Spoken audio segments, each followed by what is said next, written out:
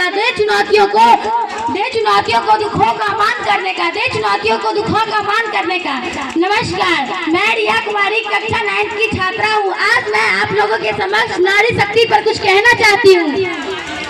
किसी भी देश का संपूर्ण विकास तब तक संपूर्ण नहीं हो सकता है जब तक कि एक नर और नारी के बीच की भेदभाव को समाप्त कर उन्हें, अर्थात मेरे कहने का ये मतलब है कि एक स्त्री और पुरुष के बीच का भेदभाव समाप्त कर उन्हें समानता का अधिकार नहीं देंगे तब तक कोई भी देश संपूर्ण रूप से विकास नहीं कर सकता। हमारे देश में प्राचीन समय से ही महिलाएं बहुत सारी कठिनाइयां सहती आ रही हैं। अगर मैं यहाँ बात करूँ महाभारत की, तो महाभारत में भी द्रौपदी को भरी सभा में दांव पर लगा दिया गया था। उस पवित्र स्त्री को भरी सभा में चीरहरण किया गया था। वाह रे पुरुष समाज, वाह, तू अपने लिए हम बहनों, बेटियों और स्त्रियों को कुएं में दांव पर लगाता है और लोगों के कहने पर हमसे अपनी अग्नि परीक्षा दिलवाता है। अगर हमारे देश में बेटियां पैदा होती है तो माता बनाई जाती है।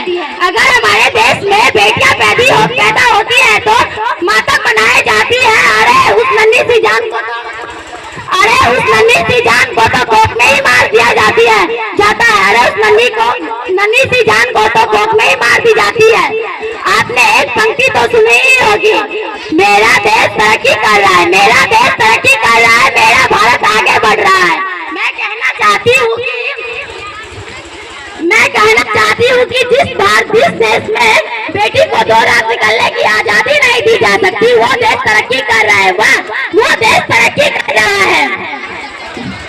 फेसबुक के सीईओ ने अपनी बेटी के पैदा होते ही उन्होंने 99% दौलत दान कर दी है। और हमारे समाज में बेटियां पैदा होती